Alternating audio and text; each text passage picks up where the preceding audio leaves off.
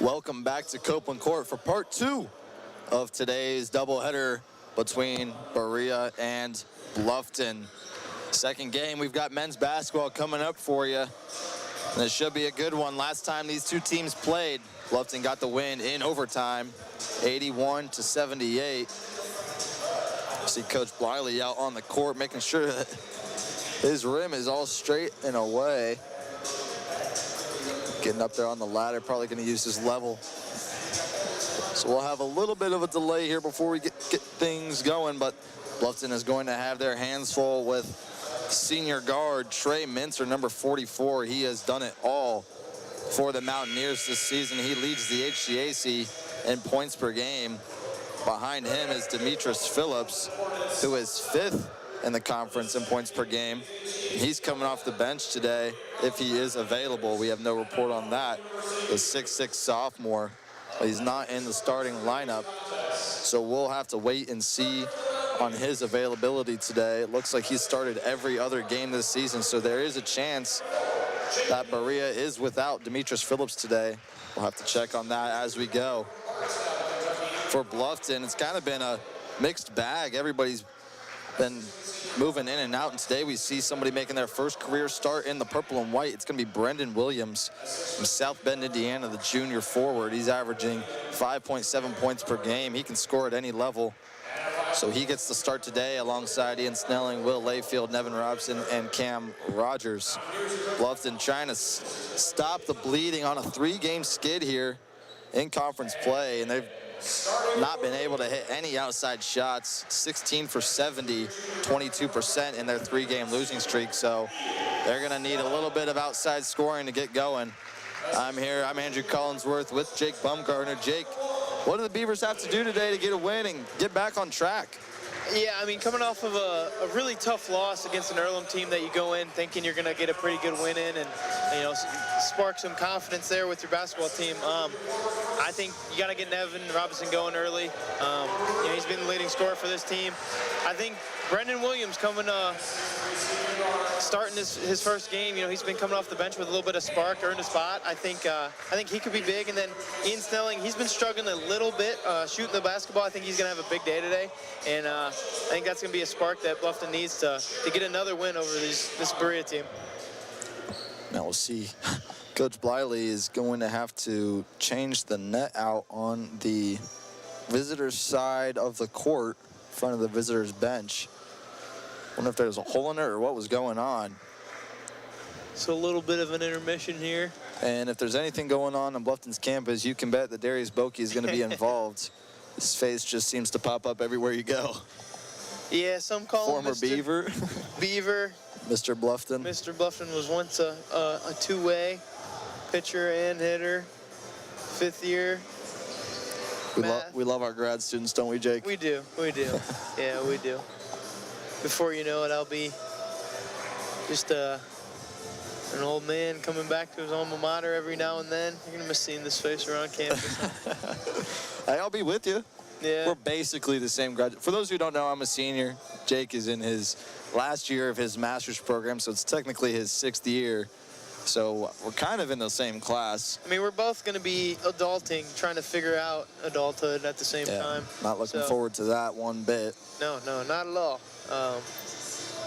But you got to cut the cord eventually. Been blessed to. You mean you're not going for your PhD? We'll see. Maybe down the line. If a company that's listening currently wants to pay for that, I would love nothing more than to not have to take any more student loans out. So yeah. So if anybody's out there listening that wants to pay for my doctorate, let me know. So I was actually talking to Coach Tom Ryan. He's the assistant baseball coach, and I was also talking to the softball coach here, Paige Jansen, and they were talking about Berea being an interesting situation. So apparently, this is just what I was told. They don't pay tuition at Berea. So essentially, everybody on campus works. They all have a job. And again, like this is, you know, I'm thinking this is correct. But they all have a job on campus, so they all work. And then when they leave college, apparently they have like this huge alumni network that really pours back into the university because they don't pay for college, right? You go in, you don't have to pay for tuition, so the alumni is kind of funding the school while also all the students are working together to make it work. And they leave college and they get a stipend from their university, from their alumni fund to for housing, or apparently they have like a work clothes stipend where maybe you need suits and you don't have suits, like you can go and get suits with it, or whatever professional clothing you might need. So I thought that was pretty interesting. I think I've heard of maybe one other university that does that. I think possibly Taylor University does it, but I'm not 100% sure. But I think it's a cool concept. Yeah, I mean, if it works, it's awesome. Yeah, right. I mean, it's a great theory. That's the one thing I'm not looking forward to at all, is paying off student loans. So if I can go somewhere where that's, not have to worry about it, and like, if you're working throughout college, like you're ahead of the game when it comes to starting your career. So, and if you're able to, a lot of those kids, I'm assuming, are student athletes too. If you're able to handle a job and be a student athlete, like, that just looks great on a resume. Oh yeah. I have to imagine as well that, the coaches know that, they're working as well as they're going to class. So it might just take a little bit of that, I guess what I'm trying to get at is when you're an athlete and you don't have and you're just here for school and for your sport or whatever, sometimes you can feel like a little bit of unnecessary pressure to perform in your sport, because that's the only thing that you feel you're there for besides class. And so it feels like that, your value might be based around that. And instead in this situation, you're much more diversified in what you do. You got a lot going on. And so maybe that just helps with the athletic side of things as well. So you can see Nevin Robson down there breaking in the new net. Yeah. He's trying. It's like, what's that called when you get the Christmas tree out of the attic and you get fluffing it or something? Yeah, what is that called? Maybe it is. I can't remember. But it looks like we're all set and ready to go after a momentary hiatus. And it will be Brendan Williams making his first start going up for the jump ball, which means that no Connor Martin or J.D. Stokes in the lineup today. Brendan Williams will be the quote-unquote big on the floor. Yeah, and Connor Martin hadn't even been dressed, so just seeing him in uniform, hadn't been dressed these past few games. I think he'd been dealing with an ankle sprain, if I remember correctly. So just seeing him out there warming up, maybe expecting to see a little bit of him today, could be big. And there's the guy they got to keep an eye on. Trey Mentzer, wide open three is good. Sticking it home is Jarrell Montgomery, getting the scoring started. And just like the women's team, Berea coming out in that press. Snelling getting it forward to Layfield. Good press break down low. Brendan Williams going to work. Almost gets it ripped, but goes up for the layup instead. And he gets it going for the Beavers. Already quick starts for both offenses. Yeah, like I said, I think Buell could be pretty huge in this game. He was a big spark off the bench lately, and getting his first start, breaking the seal for the Bluffton Beavers, getting the first points of the game. Riley's three rattles home. Yeah, this team is, I think they're either first or second. Yeah, second in offense in the league. So they're going to shoot the rock. Snelling gets it to Layfield. Open for three. Too strong. And the rebound falls to Marquise Mackey. So what you're saying is we're going to have to score a lot of points tonight. Going to have to score a lot of points. Last time out, it was 81-78. Fairly high-scoring affair. Not crazy, but you're going to need to score. Nevin Robson will get called with the foul. Jarrell Montgomery tried to go baseline.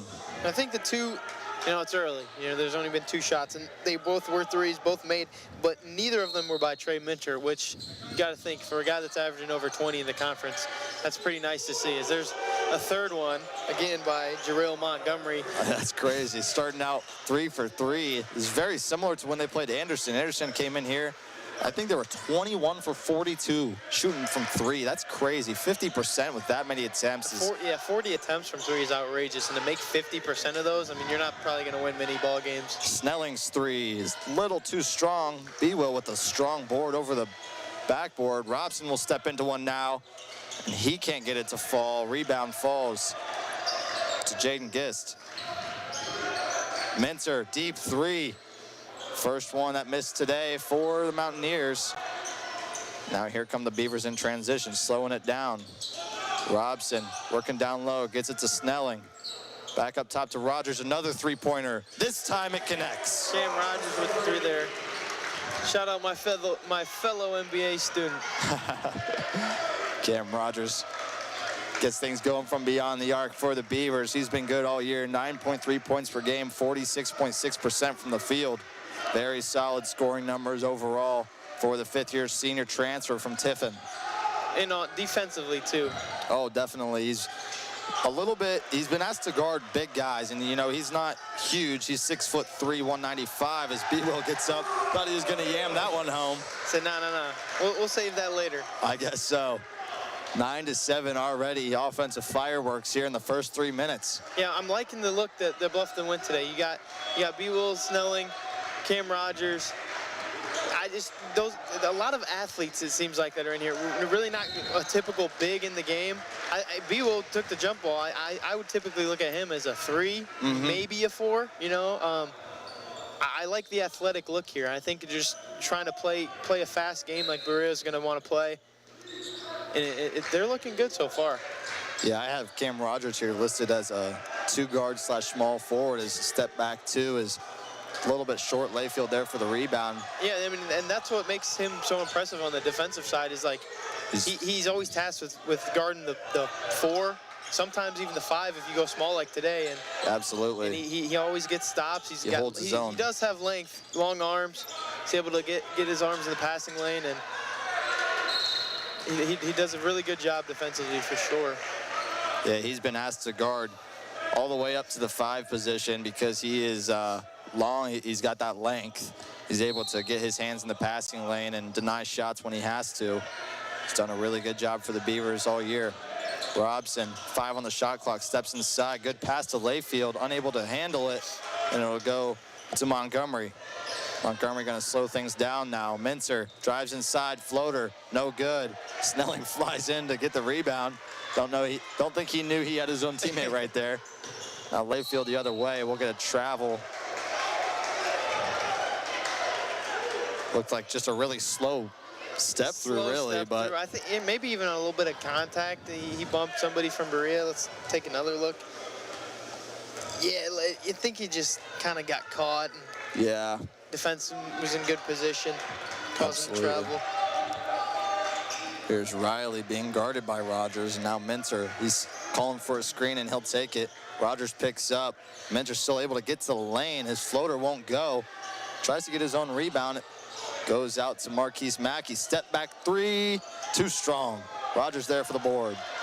Mincer so far 0 for 3, hasn't really been able to get anything going as Williams transition, and he'll head to the line, but thought he was going to have a and-1 opportunity right there. That foul came early. But good, I mean, you got kind of 3-on-2 there, getting to the line, opportunity for points. Bluffton's look good in transition so far. And they're playing with a lot of energy, especially for a team, you know, you're down 9-7, you're 3-12 overall, 2-6 in the HGAC, only in front of Earlham, who you just had that heartbreaking loss to on Wednesday. So it's been difficult for them to play with this type of energy, but they're coming out of the gates hot. It's going to be hard to try to maintain that the whole way, but if they can do it, that's going to be a key to success for them. Yeah, and I think definitely, too, just coming out with a different look. You got a lot of athletes out there. Guys are going to fly around the court. Yeah, that can be good. Change is always a weird topic, right? Like, you want to, like, lean on those guys who have kind of been in the lineup and doing their thing, but, you know, mixing things up and getting some athletes out there, letting them just, I mean, it's an athletic group of guys already, but just let them go out there and play basketball, fly around the court, run transition, especially on a team like Berea that's going to run and gun and play defense, going to press a lot. Yep. I'm liking how athletic they're looking so far. And yeah, they play very fast, and they force a lot of turnovers. And getting in the win column would be huge, right? Go to 3-6 in the HGAC. But you also, I mean, this could be we kind of figured something out that might work. Right. You know, like you. Yeah, they're still really struggling to find that identity. Williams will sink his first free throw. Right, and I mean, in a season that's you're 3-12, you know, like a conference tournament berth that's kind of drifting away. You kind of at least want to look towards the positives of, like, what can we build on next year? Right. What rotations do we like? And that was kind of how it was. It seemed like at the end of last year, you know, you kind of lose some guys, but there was guys getting valuable minutes towards the end of the year. And I know Nevin had a really great second half of the year last year. And you just want to look at those positives and when you're not having the greatest season. Bryce Riley able to follow up his miss with an offensive board and a layup. Extend that lead to 3. Here's Rogers inside, pump fakes, steps out, now throws the right-handed floater up, gets his own board. Second time's no good either. Good rebound by Jaden Gist, and now he'll go in transition. Drives inside on Snelling, floater. Again, too strong. Gist goes to the corner. Riley's 3, too short. Another offensive board for Jaden Gist. Goes up, can't get it to fall. A ton of opportunities there for the Mountaineers. And now Layfield in transition, lays it up, won't get it to fall. Williams will clean it up. Ian Williams has been all over the offensive board so far. That's his 3rd offensive rebound. Yeah, it seemed like we had probably 6 shot attempts there in 30 seconds, maybe probably less, probably like 15 seconds. Just tons of offensive boards there, and finally a shot falls. It's for Bluffton. Midi is good from Jarrell Montgomery. Montgomery is senior guard, averaging 8.2 points per game on 42.5%. Pretty solid from the Bardstown, Kentucky native. Rogers passes up top. Snelling thought about the deep 3. Instead, he'll drive in. Good pass to Robson. Left-handed layup is too easy for him. The Beavers still trail by 1. And you could tell Snelling's a shooter by heart, right? He took a little pump fake there. He really wanted to. He's been struggling. Kind of find a lane and find Nevin open for an easy 2. That was very selfless play. Open for 3 is Mackey. His attempt is a little bit too strong. Layfield. And I love how they're just getting the ball off the rim and going. Williams open for 3. He lets it fly, too short. Tries for his own offensive rebound, but Bryce Riley is there to take it away. Riley will hand it off. Here's Trey Minter working baseline, goes up, gets fouled, and he'll head to the line to shoot 2. Minter held scoreless through these first 7 minutes of action. A little bit uncommon for him, but right. That's going to be big for the Beavers if they want to stay in this game. It's only a 1-point game, and Minter just going to the line with a chance for his first points of the game. Almost halfway through this first half that's big defensively for the Beavers. We'll see a couple of subs at the scorers table for both teams. It'll be Trevor Daughtry and Sir Sumner checking in for the Beavers. Will Layfield and Cam Rogers will take a seat.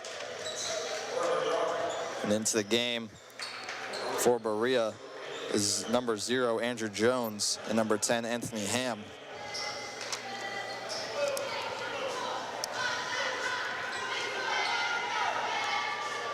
Second one is good as well.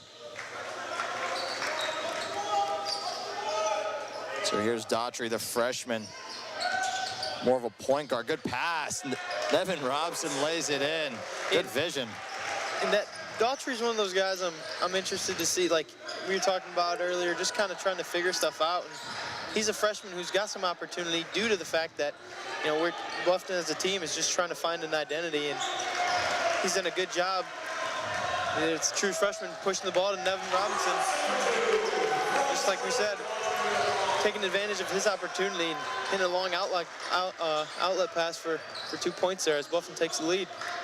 Normally, Robson has to do a lot of his own shot creation, but here early, he's got 6 points that came way of assists. Just easy cuts to the basket that his players were able to find him, and there Daughtry was doing it. Minter step back 2 is good. You can see why he leads the conference in scoring shots like that. Yeah, and he's gonna get going. It's only a matter of time. Yep. Right. So holding them for 7 minutes scoreless is good, but have to continue to play good defense on him. You don't want to hang your banner up held. Right. Trey Minter scoreless for 7 minutes. You know, and he's gonna create his own shots too. He's not gonna have to rely on anybody. Robson on the floor. Looked like he might have gotten some contact. Sir Sumner goes up. Fouls, hard foul on Andrew Jones. It really looked like Jones hit his head on the backboard there. He got up. Looks like it kind of looked worse than it did. Let's see it again. Oh, no, not his head. He hit the ball. Ball off the head? So a 1-point lead Berea has as we reach the under 12 media timeout. It's another look at that dish from Ian Snelling to Nevin Robson. Nevin Robson getting going early, but it's really been by way of the assists. There's Trevor Daughtry's pass, full court. Just out of the fingertips of J. Rel Montgomery. So Bluffton will trail 17-16, 11:46 remaining in the first half.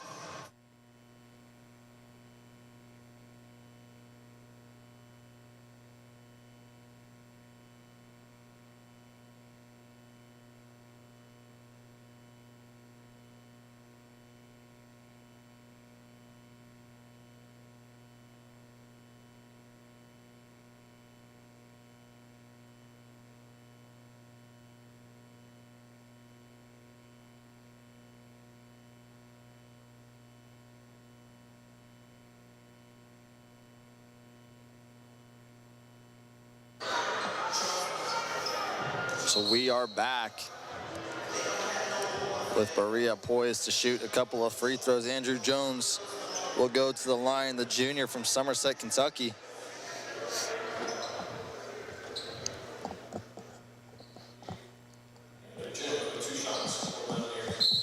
Expect Andrew Jones to get a little bit more run today if Demetrius Phillips is inactive, which all signs point to that being the case. First attempt is good.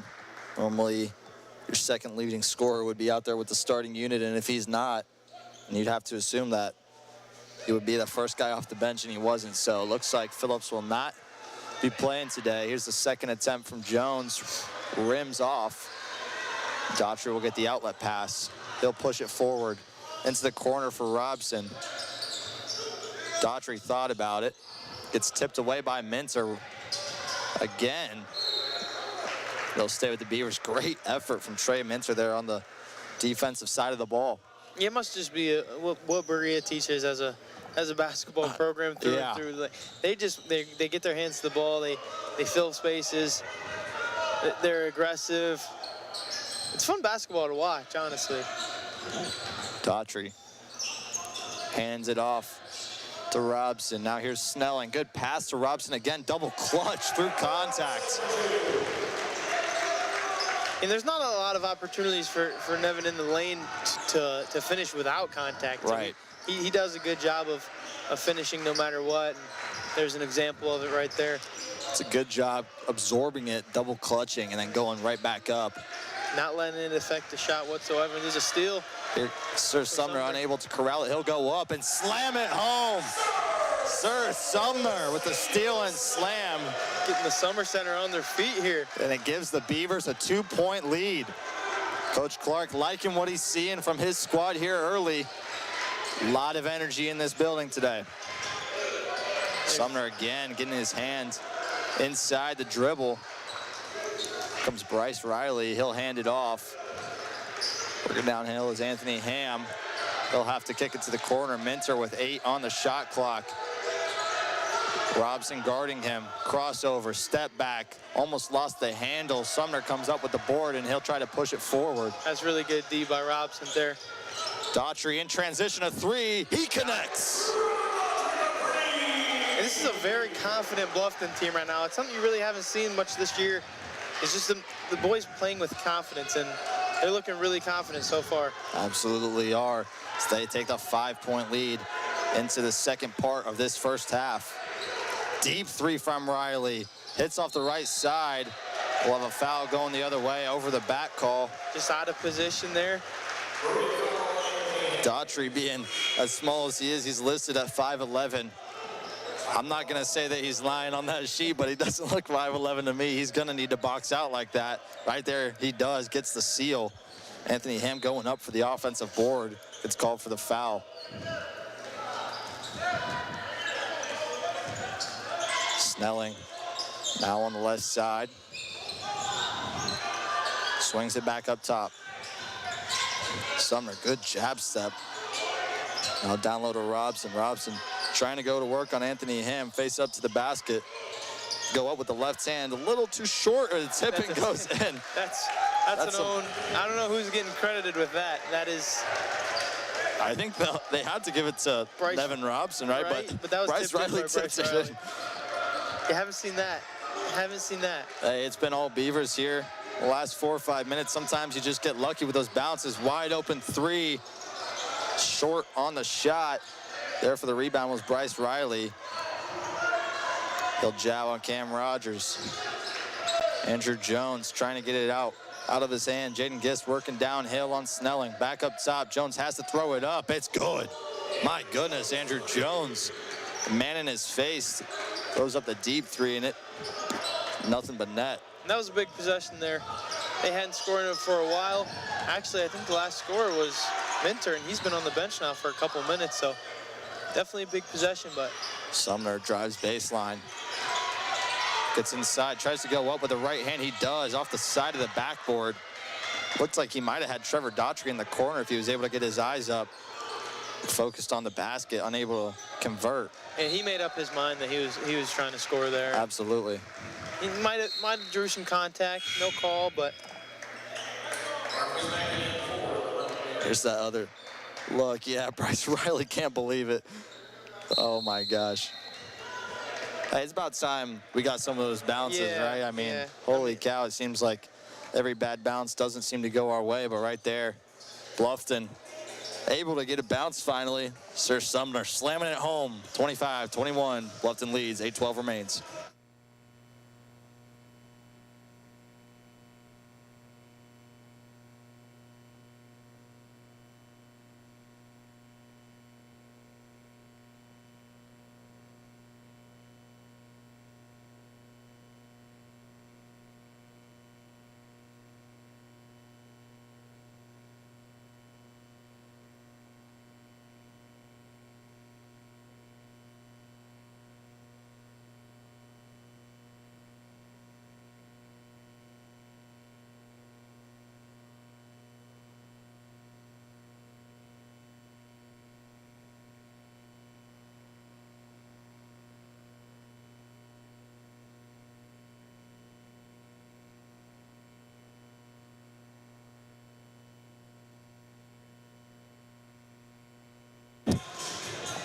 There you see the updated standings across the league. Berea and Bluffton trying to battle it out. Manchester just 1-7 in conference play. School that is traditionally a pretty good basketball school where Coach Clark came from and brought a few of his players with him, including Ian Snelling and Brendan Williams. Pass into the corner. Mackey pulls up from two. Off to the left. Gist is there for the offensive board. Sumner tries to get in the lane. Andrew Jones open for three. Another scrum for the offensive rebound, and Berea still coming up with those boards. Let's see if they make the most of it here. Ham gets it to Gist. Long two. Rattles in and out. Way to get up. Sir Sumner trying to slow it down now. Gives it to Cam Rogers. Snelling in the corner. Thought he might have had an open look at a three. Daughtry instead will pull it, and he gets fouled. Yeah, that was deep. He'll have a chance at the line. Tyler Moss. Well beyond the arc. Good sportsmanship from Tyler Moss, helping up his opponent right there. Just really didn't give him a place to land, and Daughtry has the line for three. First one is good. Daughtry getting more and more action as the season goes on. The only knock in his game is really just his size, and there's only so much you can do about that, because sometimes when he gets on those bigger guards, he does get pushed around a little bit, but offensively, all the tools are there in the toolbox. And if he can get going, as you can see, he's hit that three early and another chance at the line to add to his total. Yeah, and when you've been that size most of your life playing the game, you kind of learn to play around it, and you put a lot of different things in your toolbox. Yeah, I'm sure that he's got enough things going on defensively that he can manipulate to try to guard some of these bigger guards that he's being forced to face off. And he's really quick too. I mean, quick feet. Definitely. You're not getting beat most of the time. So you don't really have to worry about them taking it to the hole. There's quick Steal feet there by and a Sumner. steal. Going in by himself, lays it in with the right. It's too strong, falls off the rim, and he gets called for the foul immediately on Marquise Mackey. You see some frustration from Sir Sumner. Driving in, it just couldn't sit on the rim for another second and fall down the right way. Bryce Riley will check in now for Andrew Jones.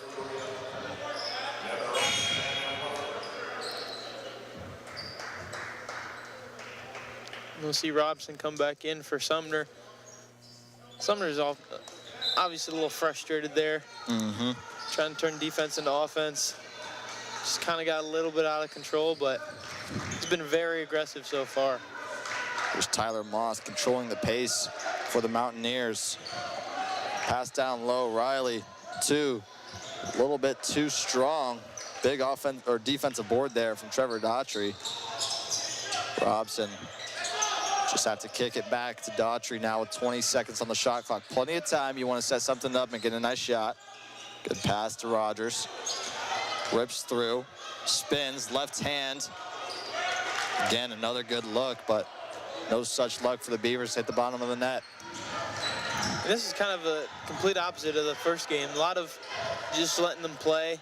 A lot of aggressive takes and a lot of contact as there's an outlet to Will. Look out below. And there it is. I told you, wait till later.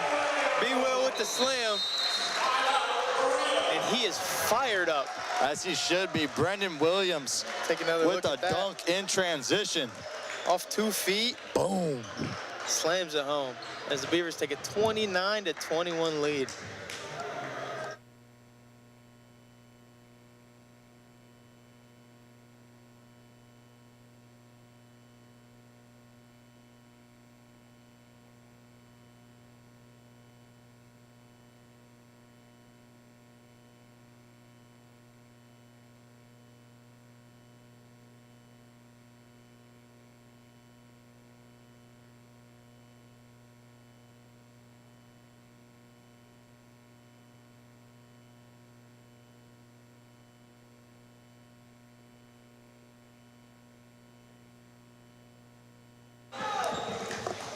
We're back with Berea inbounding underneath the basket in front of them.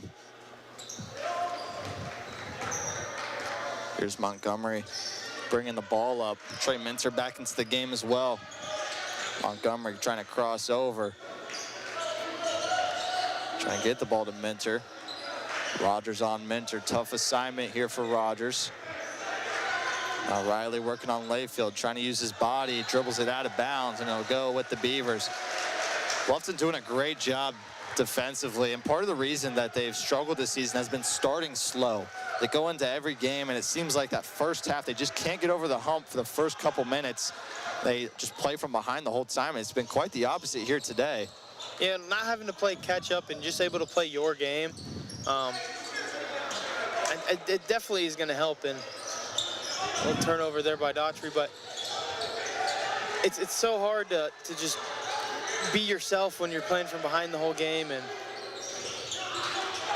Bluffton's did a good job getting in transition. Oh, a foul on the floor here. A lot of bodies flying around. Another offensive rebound for the Mountaineers. And Rogers looked like he ended up with that rebound, and then yeah, he just bringing it down. It looked like it hit somebody's head. Yeah, that's what I saw as well. So a little bit unlucky for the Beavers. Long three, splash. And he has been on fire from three. Jarrell Montgomery, I think that's his 4th three-pointer. He's up to 11. I think it might be his 3rd, but he has been really, really good. Robson with the lay. Again, just finishing through contact. No foul, but able to. And again, this is back and forth. It's fast basketball. We were talking. It's just not a whole. They let them play through contact. It's really enjoyable to watch. These types of back and forth affairs where teams just go at each other and play fast, and it kind of works out to Bluffton's credit a little bit because they are a team that really has to thrive on their athleticism. Very athletic team, not a huge team, but they need to play fast. Rogers goes inside, lays it in. That was a grown man finish there by Cam Rogers. He's up to 5 now. Montgomery playing quarterback, trying to set it up. into the corner for Minter. Minter got it on a string on Layfield. Goes up with the right hand. Floater's too short. Offensive board again. Bryce Riley getting the dirty work done down low.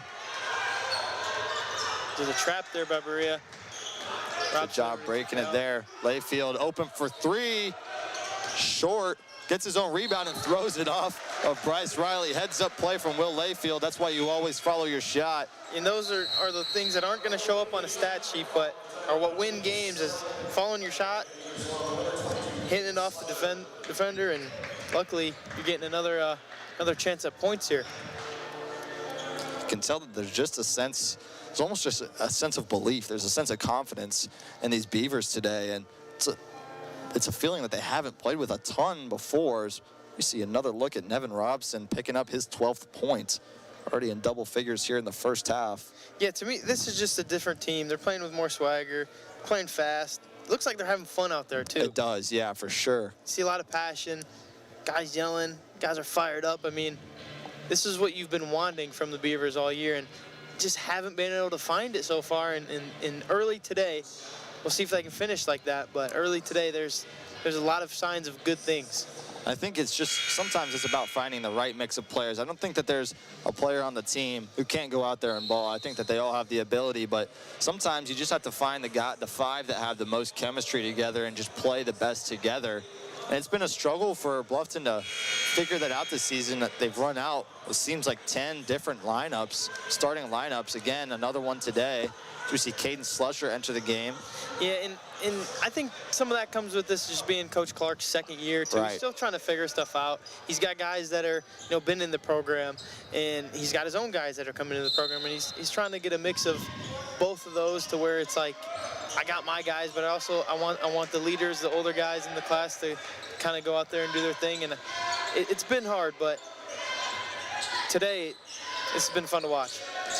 Snelling will take the screen from Robson. He'll dump it up top to Rogers. He'll try a three. A little too short. Now a 3-on-1. Minter in transition, just going to go in and lay it up easy through contact. Rogers gets called for the foul and a chance for a three-point play for Trey Minter. And like we said, Minter, he's going to get his no matter what, and it's just about limiting him. But what's crazy there is it just looked like he was, I don't want to say nonchalant, it just looked like he was so calm going in. He wasn't pushing it like crazy. He just knew, and he knew what he needed to do to finish. Right. Finishes through it anyway. Unable to convert. And the Beavers clinging to this 3-point lead with 3.5 minutes left before the half. Offense is kind of slowed down for both teams, but still been a pretty quick, fast, back and forth affair. Robson will take the pull-up J, rattles in. Nevin Robson doing everything, 14 points. And he can score all over. He can drive. He's got a good jump shot from 3, mid-range. He's kind of done it all today. Showed that he can score in multiple different ways. There's Montgomery at the top of the key. They'll hand it off to Minter. Slusher out on Minter. Takes the screen, drives inside on Snelling, pulls up. Again, too short. Seems like most of his misses have been that way so far. Robson now in transition, gives it to Williams. Drives and one. Oh, going the other way? No. That's a strong take by Williams. I'm not too sure. Did he beat him to the spot as we take another look? Yeah. He did. Yeah. But, like, that's not an aggressive there wasn't a ton of contact, but there was enough to draw the foul there. It was actually a nice job by Bryce Riley making sure he was out of that restricted area and planting his feet early. And you see Williams, he was going downhill with a head of steam. He knew where he was headed. Yeah, he was not slowing down. So that bucket will be waved off. A good defensive performance so far from Berea. Pull up from Minter on the elbow, or the baseline rather. Can't finish. And getting it and going, just like Snelling tried the finger roll. Wasn't there. Now's Montgomery in transition. Weaves inside, open for Minter. He got it. And that's not a guy you want to leave open. No, it is not. Minter up to 9 points now. Rogers at the top of the key. Snelling open for 3. Yes, sir. And that's a big one. That's a big one. And he's going to shoot it. seeing one fall, I think that'll be huge for his confidence as well. Bluffton being able to hit shots from beyond the arc early is key. Here's Minter with another three. This one's no good. Snelling with the board. Chance to extend the lead. He pushes it forward to Williams. Tries to spin inside. Ball's on the ground. It'll be out of bounds and stay with the Beavers. That was well beyond the arc for Snelling too, but wide open. Stepped into it. Nothing but net.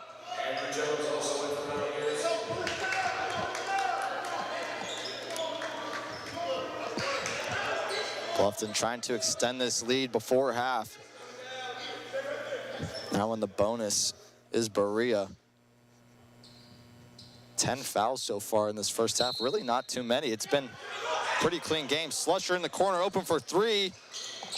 And he can't get the bounce. On the board is Robson.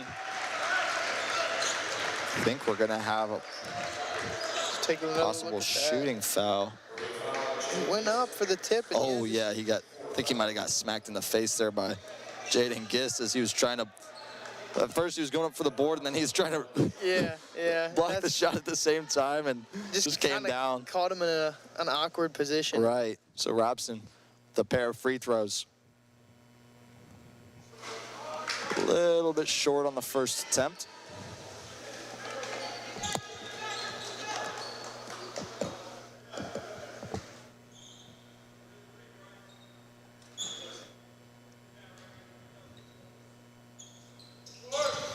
Was able to split the pair there. 6-point advantage for the Beavers now. Minute 15. Mountaineers desperately looking for some offense. We're gonna have an offensive foul. Jaden Gist gets called for it. Is that what they called here?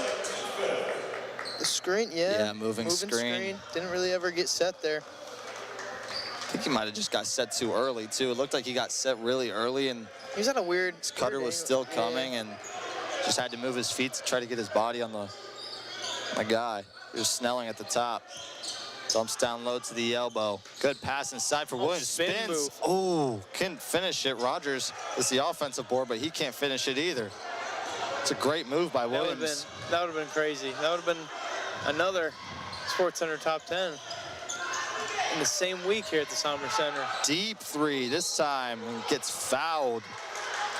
Slusher gets called for it. That'll send Jarrell Montgomery to the line.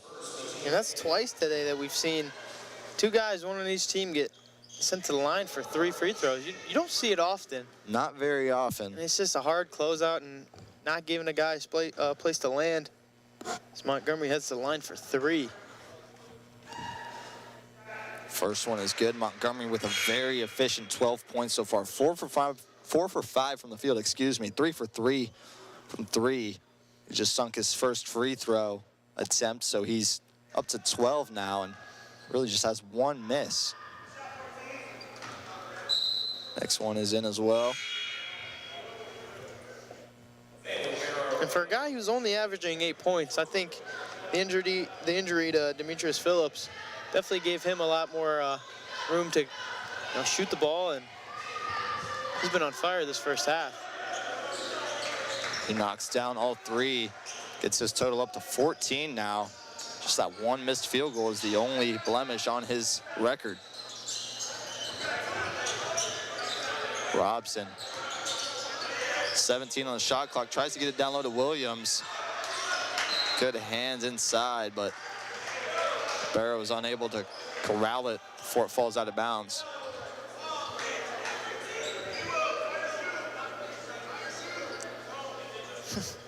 You can hear Coach Clark telling Brendan Williams to tie his shoe. Hate to lose a possession because you trip over your shoelaces. Especially, he's a guy who's been involved quite a bit. Right. You can see him get the inbound pass here. Gets poked away. He'll stay with the Beavers. Andrew Jones, active hands on the entry pass. Got 11 on the shot clock, 18 seconds left in the half. Good pass down low to Williams. He'll go to work. Goes up with a left hand. A little too strong. Wanted a foul. He won't get it. Here comes Andrew Jones in transition. Coming down Anthony Ham now. 5 on the shot clock. Comes Riley. Gets ripped. and it will stay with the Mountaineers. 2.6 seconds remaining. They're gonna have to throw something up. It might have come off his knee. Might have come off his knee too. I think that Coach Clark was a little upset about that one. It's a tough call, 50-50. Berea's really slow here to set whatever. Oh, they gotta mop the floor. I was gonna say it looked like they were slow to set up whatever they're out of bounds in, but conversation there between Bryce Riley and the referee.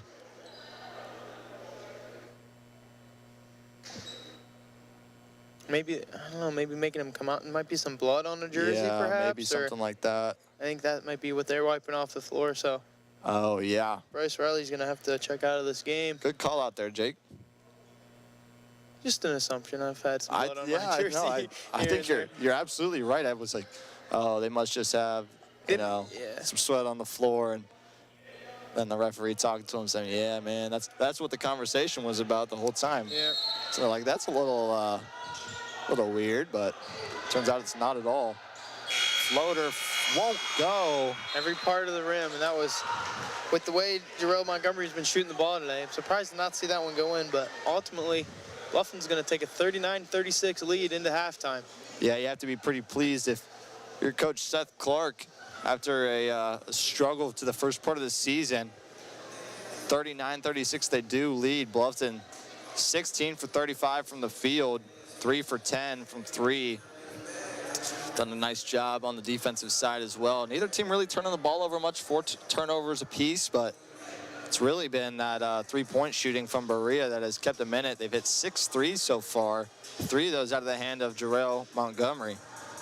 So we'll head to the break. We'll be back with about 2 minutes to go before this second half of play. Bluffton with the early lead, 39-36. We'll see if they can hold on when we come back.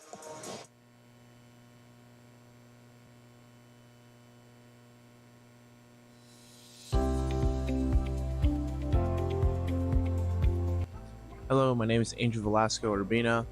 I'm a senior and I'm an exercise science major. What I love about the exercise science program here at Bluffton is that it's very nice and compact. The class sizes are pretty small, so it helps with a lot of hands-on learning and you get to build a really good relationship with your professor. I would say my favorite class that I got to take for exercise science would be fitness assessments. That was with Amanda Beard, and it was kind of with the same group of guys. I've taken these classes all 4 years. They're my soccer teammates because there's about 4 of us that have stuck with the same major. So being able to work with them and learning from each other has really helped and benefited me. So as of right now, I decided to do the exercise science route because after I graduate from here, I would like to pursue an athletic training career, which would be done through the University of Kentucky during their grad school program.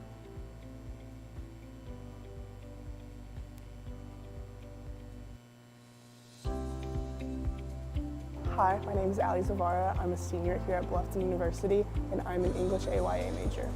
I chose Bluffton because of the small community, and I felt on my tours that I really connected with the professors here. My favorite course here at Bluffton has been Studies of American Literature. I really liked the way we had a spread of authors at different time periods and the different themes we covered. I just really enjoyed it. English education here at Bluffton is super helpful. We do multiple field experiences, and at least with the English department, we've been able to work at the Writing Center to kind of look how to edit papers and give suggestions back to people. So it's been really nice to get some hands-on experience before I go into a classroom. So after graduation, I plan on getting a job as a high school English teacher and then work my way up to become a college professor.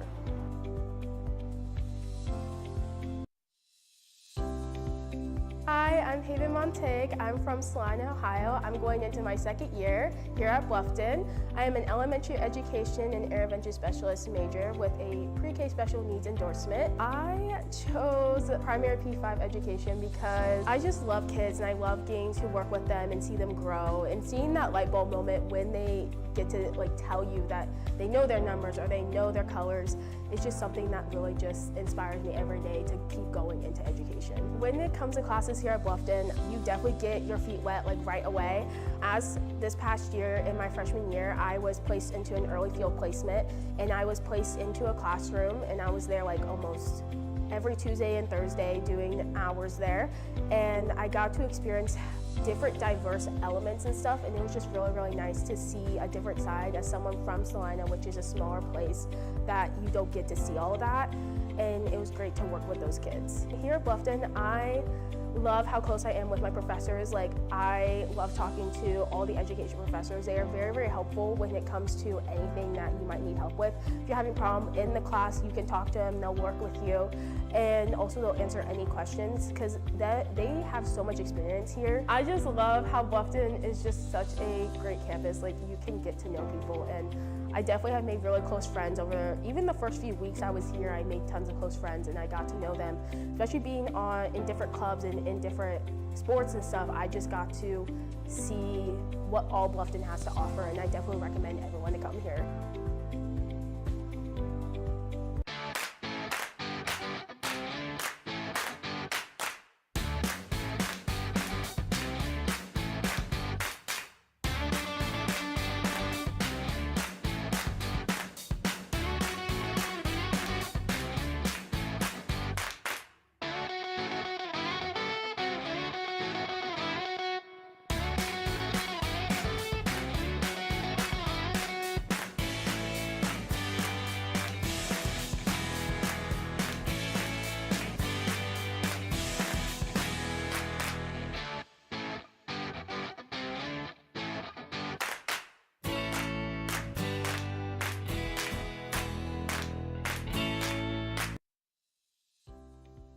Hello, my name is Bethany Dario, and I'm the Director of Nutrition and Dietetics here at Bluffton University.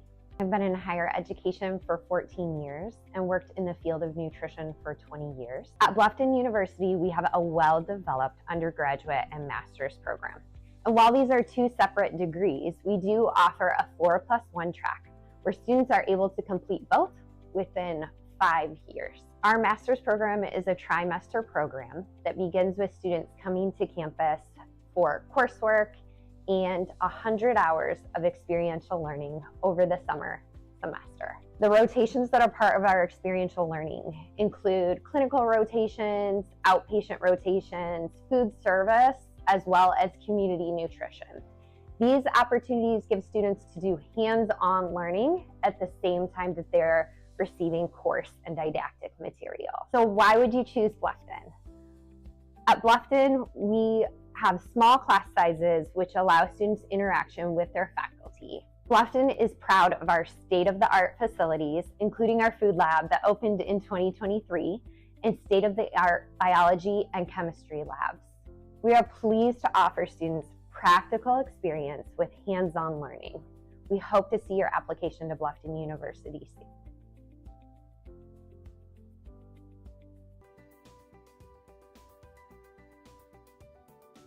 Hi, my name is Emily Walker. I am a History AYA major from Archbold, Ohio. I chose to be a History AYA major because I come from a long line of educators and I want to teach the next generation, and I really love history. I really like that in my field experience I got to connect with a teacher that was in the profession that I'm going to go into, and it really helped me to solidify my decision in my major. I am super involved here on campus. I'm a member of the Marbeck Activities Council. I'm a member of the Bluffton Education Organization. I'm the vice president of the History Club, and I'm also a president's ambassador. Some of my favorite memories on campus happen when I play sand volleyball at night. There's just a bunch of us that meet together and we go and play for hours a night, and it's just so much fun. Cool opportunity that I've had so far here at Bluffton was to go on a Civil War trip to Antietam and other battlegrounds over near the DC area, and it was just a really great experience to learn more about history and get to see some of those cool sites. As a President's Ambassador, I give a lot of tours to prospective students, and I love it so much because I love getting to talk to all these possible students and just encouraging them to come join our beautiful community here.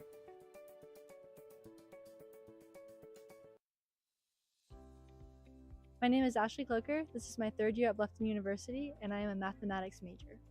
My favorite class pertaining to my math major is my calculus class. It was my freshman year, and it was with a lot of the friends that I have now. I chose Bluffton because of the faculty and all the people here at Bluffton really welcomed me into the community, and it made me feel like I was at home. After I graduate, I plan on becoming a teacher, a math teacher at the high school level, and a coach on the side. Sports fans. We pack stadiums, arenas, and local gyms every day. And every sports fan is uniquely human. Seeing each play with your own eyes, triggering your own emotions.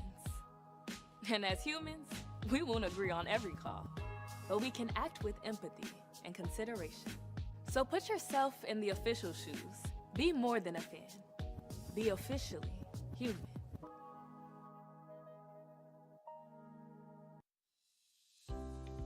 We have a really strong residence life program. In fact, we ask all of our students to live on campus during the time that they're here. One reason we do that is because we really feel strongly about how the residential experience impacts your overall Bluffton experience. Here at Bluffton, we have a really tight-knit community where you really do get those individual interactions which really make your experience here at Bluffton. We really feel that making a sense of community really helps the residence halls and your living experience, and we're going to do everything that we can to make sure that you feel that you're welcomed, you're safe on campus, and like you have that sense of community, because that's really what makes Bluffton so special. We are a residential campus, right? The vast majority of our students live here on campus, and that might be different than some other institutions, and it's certainly something that makes Bluffton distinctive. And that sense of community includes that closeness within the halls, but it also is the closeness within the confines of our small campus, right? All of our residence halls are all just minutes away from classroom spaces, from athletic facilities, and certainly Marbeck Center, our student union, and dining facilities as well. So you're always going to be in a very kind of close-knit community. We are so excited to have you as a part of our community. So welcome to Bluffton, and we look forward to seeing you soon.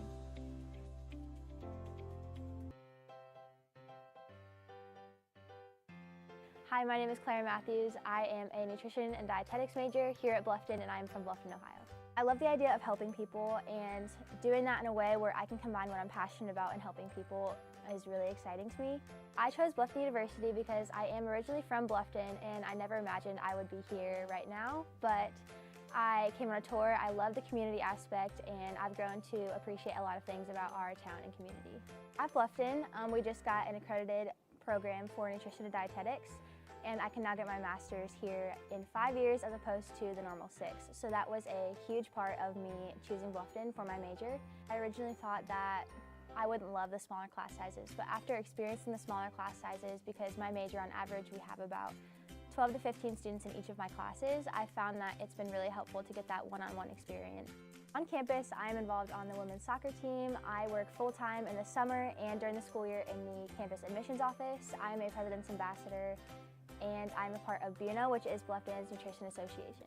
When I give campus tours to students, one thing that I always tell them is to make sure that this campus feels like a place that you can see yourself for the next 4 years. You want to come on a campus that makes you feel safe and at home and like you have family surrounding you, and I think that Bluffton is the perfect place for that, and I think it's really hard to find this anywhere else.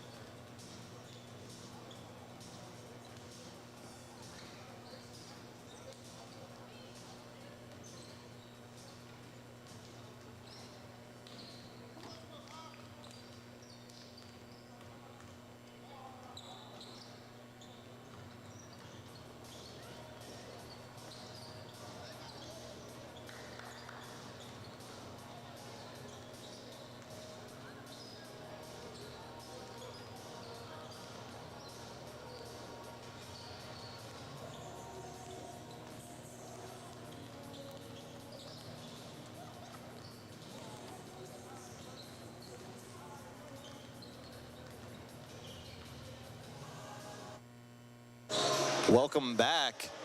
It's Copeland Court. Bluffton leads 39 to 36. Nevin Robson, the leading scorer for the Beavers. He's got 15, 7 for 10 from the field, 4 rebounds and assists. Ian Snelling's kind of been the jack of all trades, I guess you could say, for the Beavers. He's got 3 points, 5 assists, and 5 rebounds, so he's done a nice job being able to get that ball inside. Brennan Williams, second leading scorer with 9, 4 for 7 from the field, and 4 rebounds, so he's done a nice job on the offensive glass as well. You can see it looks like, if you're looking at field goal percentage, that Bluffton should be up by more than just 3, but Berea has been able to convert some big 3-pointers. Darrell Montgomery, 3 for 3 from 3-point land. He's got 14 in this one. Trey Minter's got 9 points and 4 assists, 3 for 11 from the field. Bluffton's done a good job of trying to manage his skill set to the best of their abilities. And Jaden Gist with 2 points, 2 assists, but 9 rebounds. So he's a smaller guy, but getting active on that board at 6'2", pretty impressive. So Bluffton has this narrow 3-point lead. A lot of similarities between these two teams so far through the first half. A very fast, quick first half, lots of back and forth. So we're poised for a great rest of this game. Jake, what do you think? What do you think Bluffton has to do here? It seems like they did a nice job of being able to create some open looks from beyond the arc and playing quick. But what else? What do they need to continue doing that? Like defensively, what do you think they have to change or try to do to come out of this one with a win? Well, defensively, they've been doing a good job of holding Trey Minter. He's leading the conference in points, and he's only got 9 at the half. I try to maybe contain Darrell Minter, but beyond the arc. But offensively, I mean, you don't really have to change much. They've been really doing a good job of getting the ball at the net and just going. A lot of transition points, 12 assists. They're finding open guys. Keep feeding Nevin Robson, and Brandon Williams has been getting his today too. So offensively, I wouldn't change anything. Defensively, just maybe a little bit, but I think we're definitely poised to have a good ending to this ball game. Bluffton will open up the second half with possession. There's Ian Snelling on the right side. Rogers looking to get it down low. Berea playing much more up in their face. Williams working side, too strong on the attempt. Robson gets the offensive board, but he won't finish either, and it will stay with the Beavers. So some more second chance opportunities. You can see Robson caught a little bit of contact there, but referees are letting it play for the most part today. Only 10 fouls there in the first half. Snelling open for 3. Yes, sir. Ian Snelling again connects for 3. He's up to 6 with his second 3-pointer. And that first one he had, it was big. You could tell that was a confident jump shot right there. Montgomery on the right side gets it down low to Bryce Riley. Riley working on Rogers, gets it up, won't fall.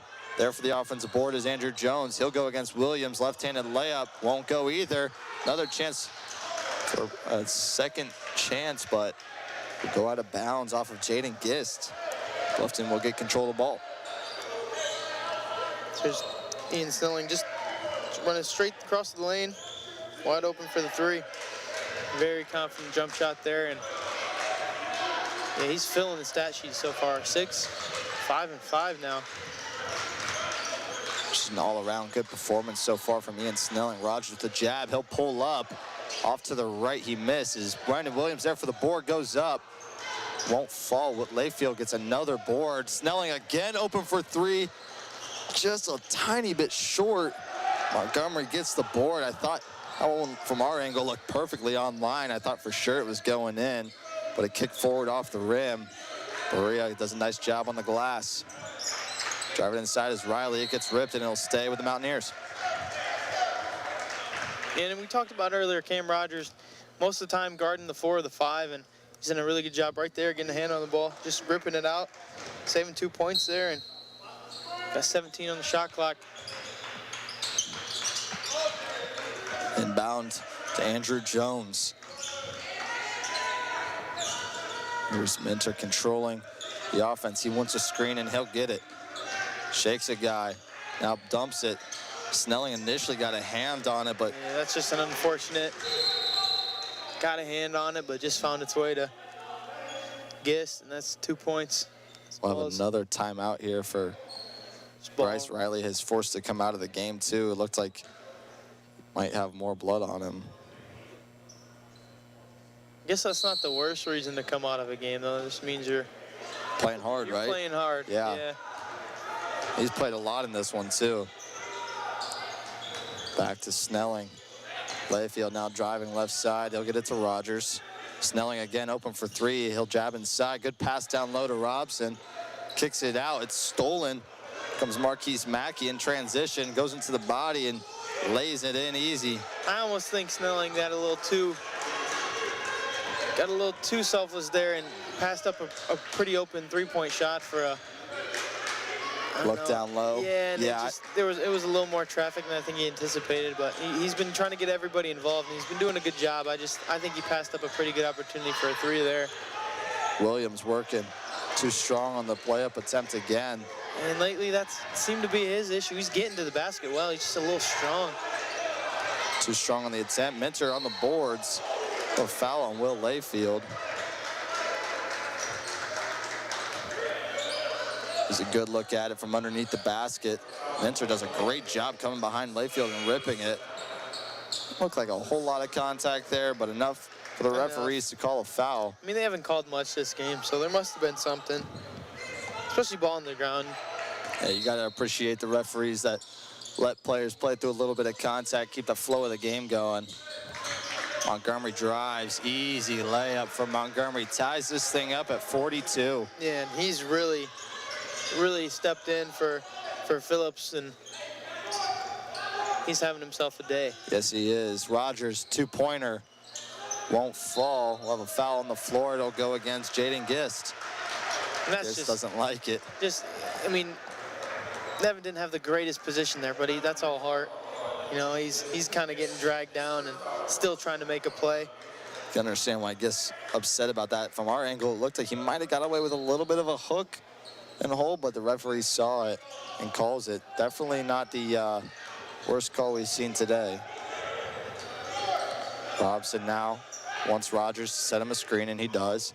Snelling, behind the back move, hands it off to Sumner.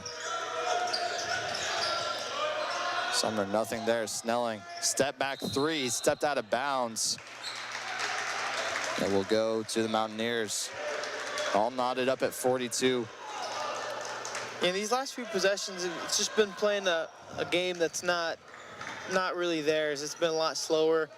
Haven't been able to get the ball out of the rim and go in transition, but and it starts with stops. You got to get a stop and then get it out and play fast. Get the board, play fast. Once you get that stop, though, you can't afford to allow an offensive rebounds. So here's Gist driving inside, pulls up, too strong. Here's Rogers looking to push it forward. He's going to go downhill attack. Head of steam. It'll fall out of bounds off of the Mountaineers. That's what we were talking about. Once you get that board on the defensive end, Rogers, he got downhill and he was like, I have a lane here. I'm just going to go right to the cup. Fortunately, it gets knocked out of bounds, but that's the type of offense that Bluffton wants to play. Yeah, that's their game. They want to play fast, play transition, spread the floor, get guys open, and not able to convert with two there, but that's the game they want to play. A foul on the floor here. A lot of off-ball fouls in the second half so far, too. I don't really know who they called that. Yeah, I really had no idea either. It's going to go against Andrew Jones, I think, but just not a whole lot of contact there. So we'll take a short break. Things knotted up at 42 at the under-16 media timeout. Bluffton University. Visit for the beautiful campus. Apply for the academic excellence and national achievements. Enroll and become one of the many Bluffton graduates who are making a difference in their communities. Visit bluffton.edu today.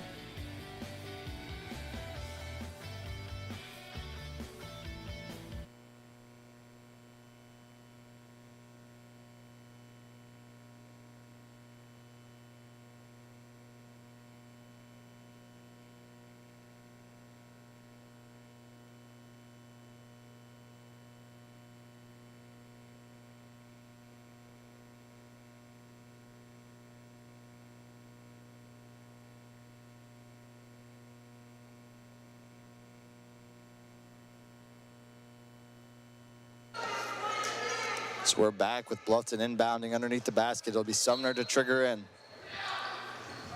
He'll throw it up top to Snelling. Gets it directly to Robson. Robson has to look for another option. It's Rogers in the corner, lets it fly, goes straight up and in. Shooter's roll there. A little bit of help for Cam Rogers to get his triple. Must have had the shooter's touch on that one. Bluffton back up by 3. Kissed on Snelling. Crosses over into the lane. Tried to find Marquise Mackey on the wing, but it gets tipped out of bounds.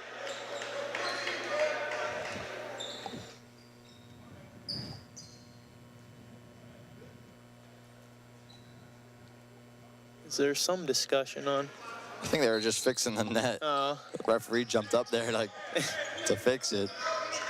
Didn't realize how tall he actually was. He barely got up there and was able to pull that thing down. Mentor, cross-court pass into the corner. Mackey lets it go. It's true. And a 3 of their own to respond. Knotted back up at 45. Robson tries to spin. He's going to get called for a walk. That pivot foot just moved a little too much.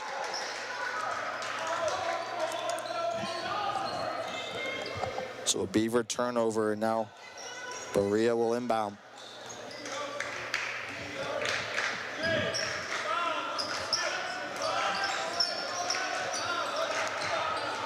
Bluffton trying to regain a little bit of that energy that they had in that first half. Came out the gates smoking. Kind of settled down since then. Need a little bit of a spark here. Could come on the defensive ends. Deep 3. Short, Rogers board. In transition now. Rogers gives it to Robson. Working down the lane, cuts inside.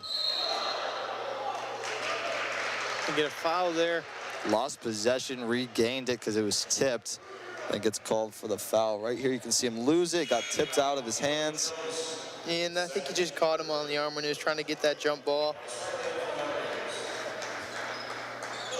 So after our first half that only saw 10 fouls, we're already 4 fouls in here through 6 minutes of action. I guess it's not crazy off the pace, but it just seems like there's been a little bit more frequent of a whistle here to start off this second half. Yeah. Snelling, my goodness, thought about the deep 3. He'll get it to Rogers. Across to Sumner now. Floater, short. In transition, here's Mentor with Robson on his back. My gosh. He got up. Nevin Robson. That's tough to do if you're Trey Mincer, too. You see Trey Mincer help him up right after that? Robson out of nowhere. Boom. And you see he looked behind his left shoulder. Nevin came from the right side. Right, I don't even think he saw him coming. Mincer, after being rejected, helped up Robson. Sometimes that's a tough thing to do. Eat it. In the corner, short. Doesn't get anything. Guest goes up. Easy lay-in. Yeah, Jaden Guest there with just all offensive positioning for the board and the 2. And they take their first lead in quite some time since early in the first. Sumner into the corner for Robson. Now up top for Snelling. Deep 3 for Snelling. Hits off right. Rogers going for the offensive rebound, but Mincer comes up with it. He'll come downhill on Sumner. Good spin and lay is good.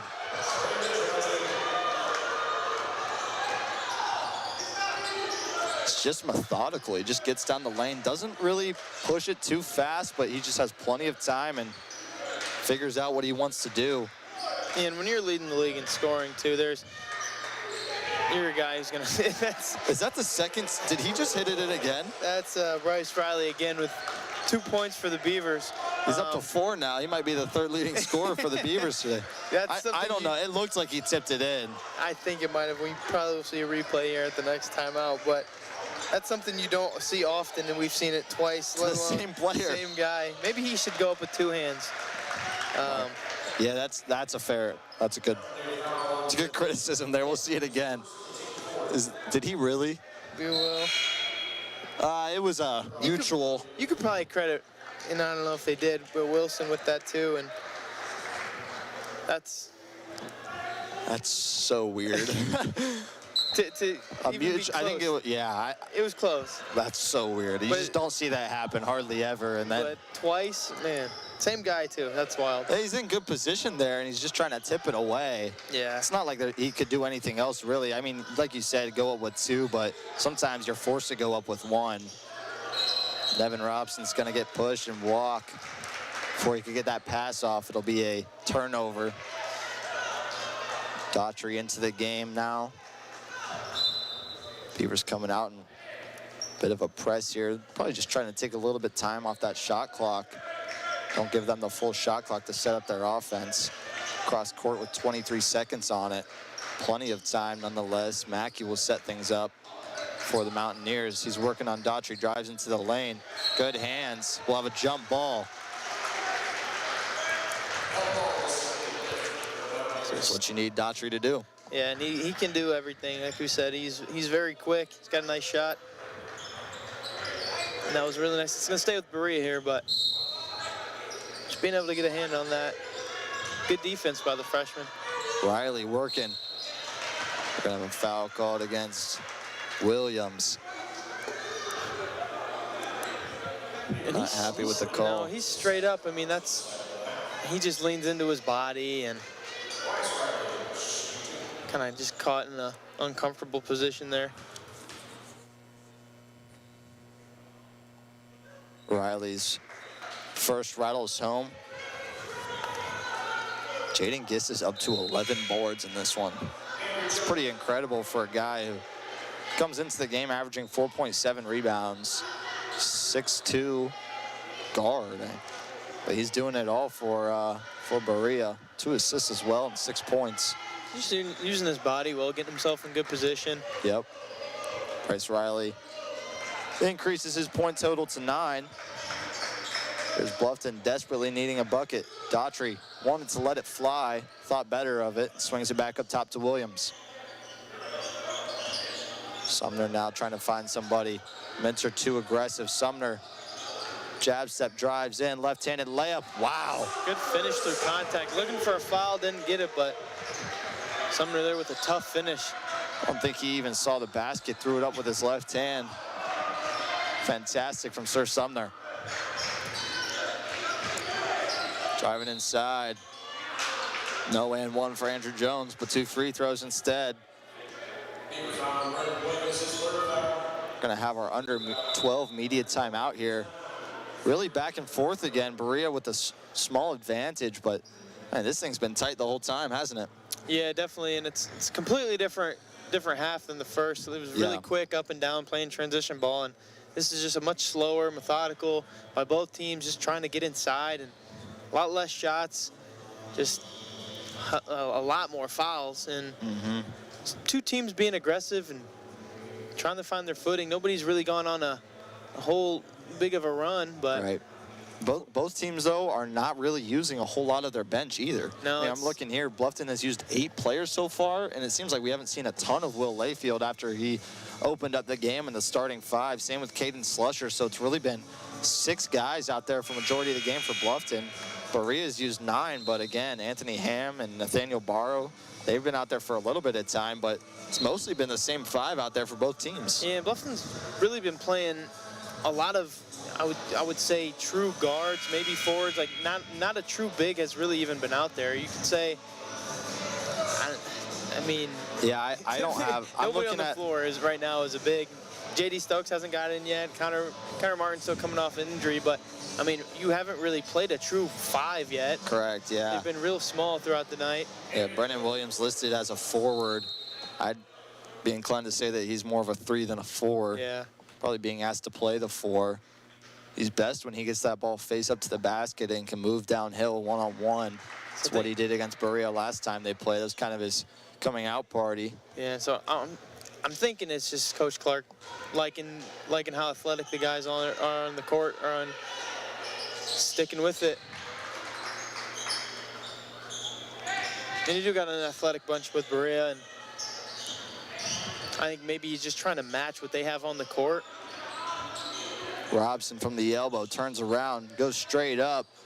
A couple guys there for the board, but it's going to be Montgomery who comes down with it. Minter in transition. Won't finish. Gist with another Got board. away with the walk there. I think he might have. Straightaway 3 ball hits nothing and will go to the Beavers. Yeah, there's another ball don't lie moment as Right. I think they got away with a walk there, and then nothing but air.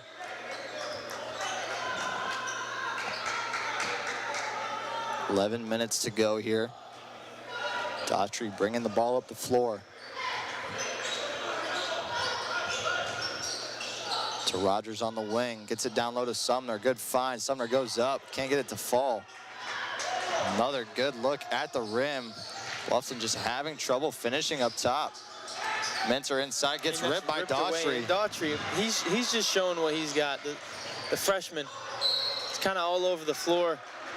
Yeah, he's doing a bit of everything, and you saw him tie up. I think it was either Minter or Gist earlier, maybe Montgomery going to the lane. So while we've mentioned that he's had a little bit of trouble guarding some of the bigger guards in the conference, hasn't seemed to be a problem today. Daughtry inside, kicks it out. Rogers straight away. He'll dribble it around. Daughtry from the free throw line connects. Yeah, I think Daughtry he's going to have a really good 4 years here. He's active on the floor in all aspects, defense, offense. He's busting cutters. He's cutting to the lane. He's finding spots. He's done a really nice job filling in. Rogers going to be called for the foul here, but filling in for Michael Stammen. You can kind of see a little bit of some similarities in their game. Michael Stammen is probably a little bit bigger, and as Daughtry continues throughout his career, I'm sure that he'll add some strength and weight. Yeah, but you can definitely, that's a good comparison for sure. Not the biggest guards, but guys that your team's going to lead on. You know, got a good jump shot, can pass the ball, 3 and D a little bit, but high IQ, high basketball IQ for sure. Yeah. And, I can see this kid being a leader for years to come. Yeah, I've got him listed as a combo guard here, so somebody who could play that 1 or 2, playmaker when he needs to be, and also a shooter when he needs to be. So hopefully that's something that Coach Clark can continue to build on with his young point guard. And like on a year that, you know, and there he is again, as he's just off the mark, but on a year that you're kind of just figuring stuff out, you know, that's a plus to come for sure, as you got a freshman who's getting valuable minutes. And Andrew Jones with a big triple, extending this lead to 7. Bluffton needing an answer desperately. Just seems like they've gone a little bit flat here in this second half. Not quite the energy that they had early. Just haven't been able to play in transition like they did. Yeah, and that part of that is just Berea making shots, not being able to get the ball off the rim. 7 on the clock now. Good find. Sumner gets swatted. Rogers open for 3. Little too strong. Ball on the floor. Robson comes up with it, but Minter is actually going to take it down. He gets fouled and finishes through the contact. A chance for a 3-point play and to extend this lead into double digits. And the ball just ended up in the hands of the guy you probably didn't want it in. And absolutely not. He heads to the line, Minter, for tail end of the and 1 here.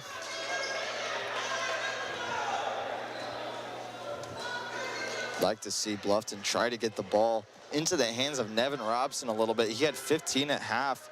He only has 2 field goal attempts here in the second half.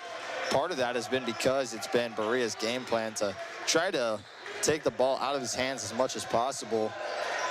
Bryce Riley has had that matchup for majority of the day, and he's done a very good job. Sumner driving inside, gets it into the corner. Layfield will let one fly. He connects. Right off the bench with a 3. That's big, so this game didn't get a little bit too out of hand from where we want it to be. Layfield comes in and immediately makes an impact. He started this game off, but haven't seen a ton of him right there. It's what Bluffton needed, a spark off the bench that leads back down to 7.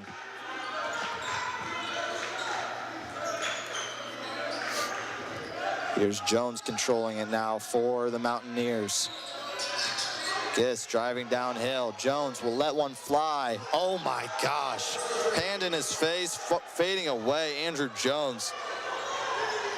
Yeah, there's really not much you can do there defensively. That's just a confident shooter, taking a good shot. Yeah, and he's up to 14 now. Guy who hasn't been real great from beyond the arc this season, shooting just 18%. But in this one, he's 3 for 6. Rogers, double team down low, doesn't matter, lays it in.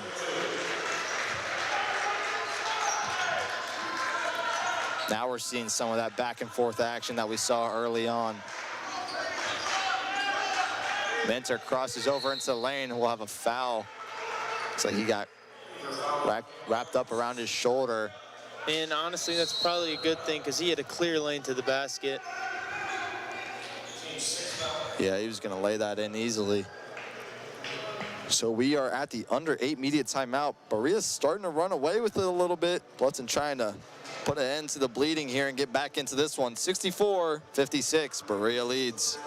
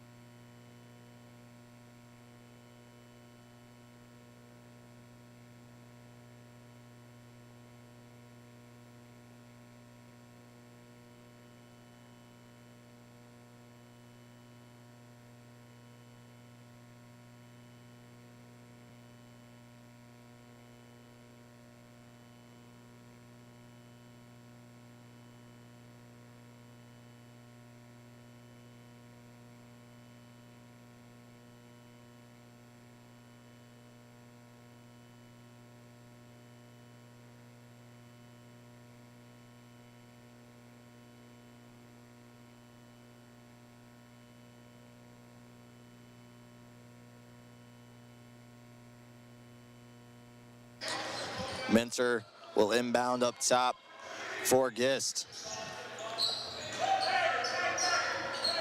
Now here's Tyler Moss. Hands off to Gist again.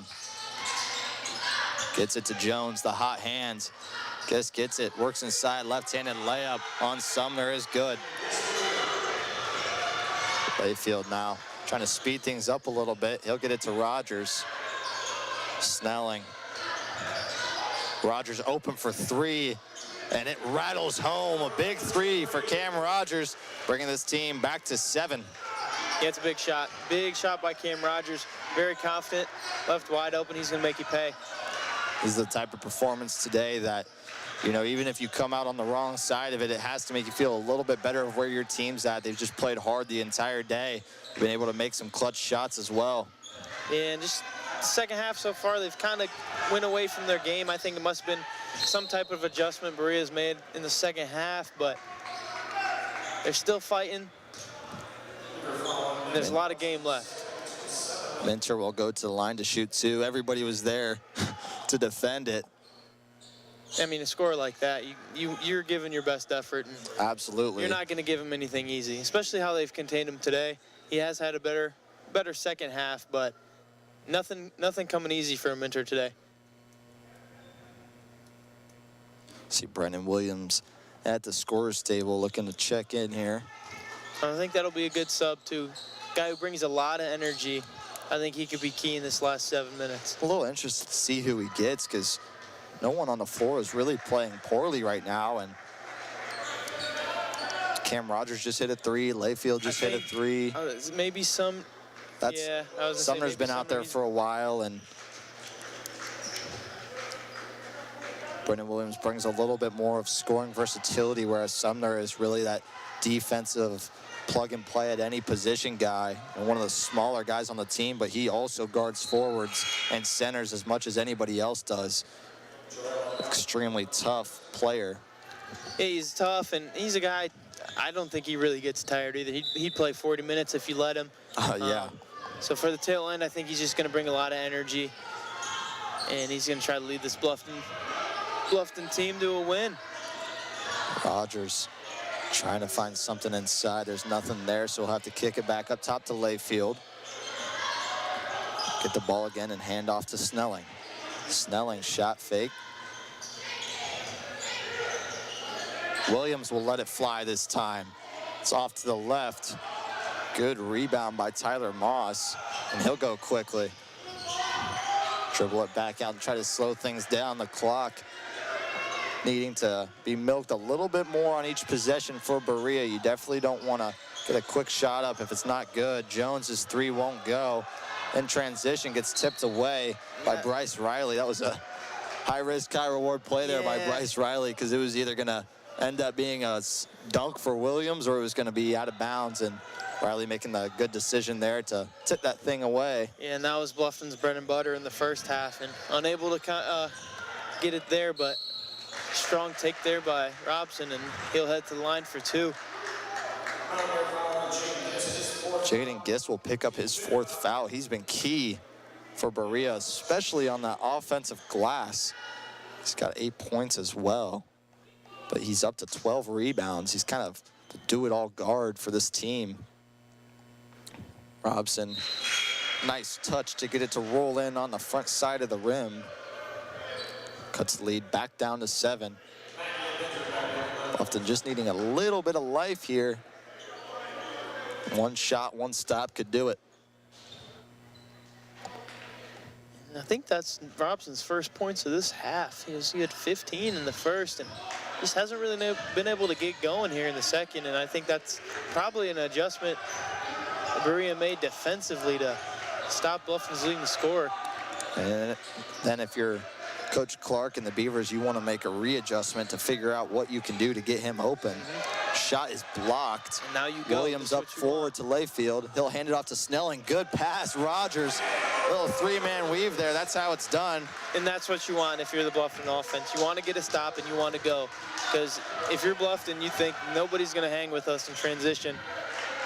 That's our game. That's what we want to play.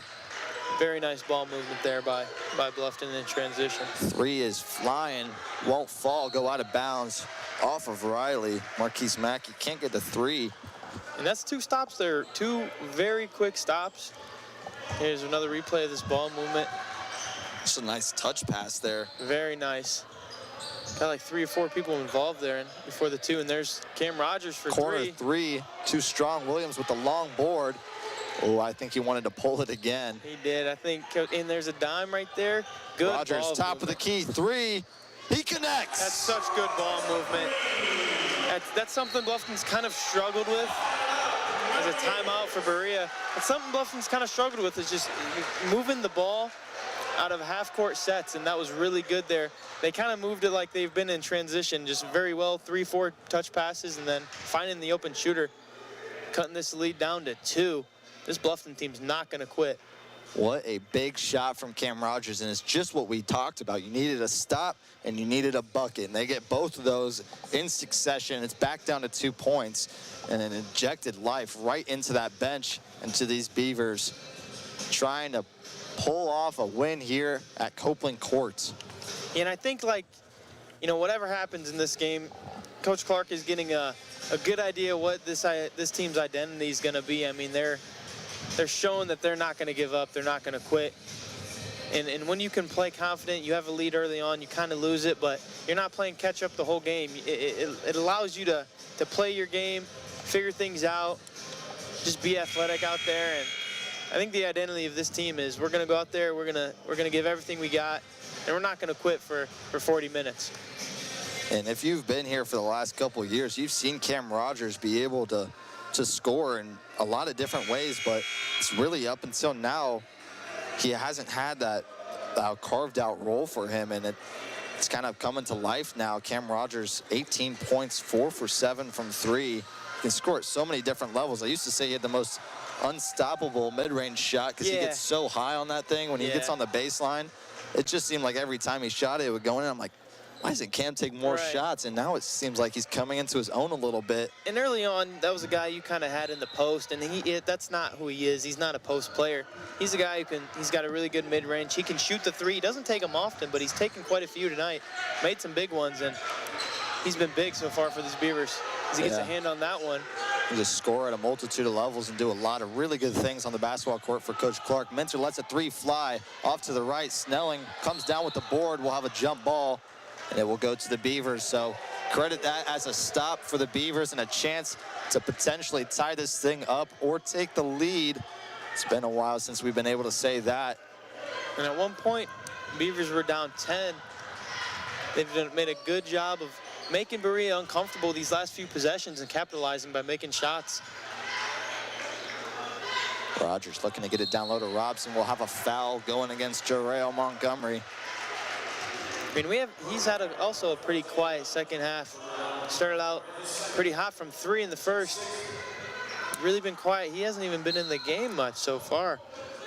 And if you needed to see somebody's impact without scoring to see if it really exists, look at Jaden Gist. Deep 3 from Snelling. Oh my gosh, from Bentley Road, Ian Snelling. Holy cow, gives the Beavers the lead. Yeah, Ian's a guy who's gonna shoot the ball no matter what, and he really hadn't been shooting it that well coming into today's game. He's made a few confident jump shots in that one. Yeah, like you said, from Bentley Road. 3 is blocked. Board down low and 1 for Bryce Riley. These teams trading shots back to back. There's the block, and Williams didn't know it was blocked. He turned around ready for the rebound and just came up short. Riley there for the board. I think we're getting rewarded with pretty good basketball games today. As you take another look, here's Ian Snelling from beyond the Riley Creek. Deep 3 for Ian Snelling. I was just trying to say, Jaden Gist has been out of the game for the last several minutes, and that's when Bluffton's been able to go on this run. Ian Snelling cut me off. He was just tired of hearing my voice. Trust me, I'd rather than make shots than me sit up here and talk all day. I mean, when you're making shots, it allows us to talk better about you guys. Yeah. So shout out to Ian Snelling there. A big 3 for the Beavers. Coming down the floor, though, was Bryce Riley, and he was able to pick up that offensive board, lay it in, and he'll head to the line to try to give the Mountaineers a 2-point advantage. And just when you think Bluffton's got a little bit of momentum, Berea said, yeah, not quite. We're not going to give up on you that fast. And opportunity here for man 1 for Andrew Jones.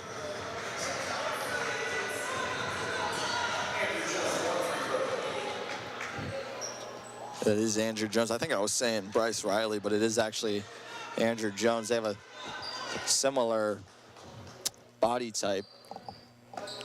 Easy to get them confused with the single digits. Yeah, one has blood on their jersey, the other one doesn't. Those are our cues up here. Yeah. Free throws no good, so a 1-point lead is what Berea will have here with under 4 minutes. Dump down low to Rogers. He'll have to take it back out as he couldn't corral it. Now Robson working on the block. Going, trying to work on his man. Spins, goes up with the right hand. Oh, can't finish it, but he will go to the line for a pair of free throws. That's good enough for Coach Clark and the Beavers. But some things never change, man. Nevin Robson, that is a guy who probably doesn't feel too great after his basketball games. He absorbs a lot of contact throughout a game and heads to the line again. And if you don't think he feels great, how do you think the guy guarding him feels after these games? Right. First one is off left. Bluffton with not a ton of free throw opportunities today. That's just the 10th. And 5 for 10, not a great percentage whatsoever. No, and Robson's been the one to the line quite a bit. Yeah, this is coming up his 6th attempt. 2 for 5 so far. That one's good. Make it 3 for 6 and 6 for 11 for the team. All knotted up at 69 here. 3:25 to go. Andrew Jones gets it stripped away. Will Layfield comes up with it, and he'll swing it across to Snelling. And this is what you want if you're Bluffton. You want to go in transition, a rip through, and they call a travel on Cam Rogers. Probably shuffled his feet before he put that ball on the ground. It's one of those calls that you can't really argue when it happens, but people get away with it a lot. He just got excited. We had the spacing we wanted. Montgomery dumps down low to Jones. Jones looking for an outlet. Nothing there. He finds Riley, steps inside. Nothing but air there for Riley. Robson will get the board and push ahead. Now Williams working inside, gets it ripped. He'll come up with it. It'll be a jump ball, and it will stay with the Mountaineers.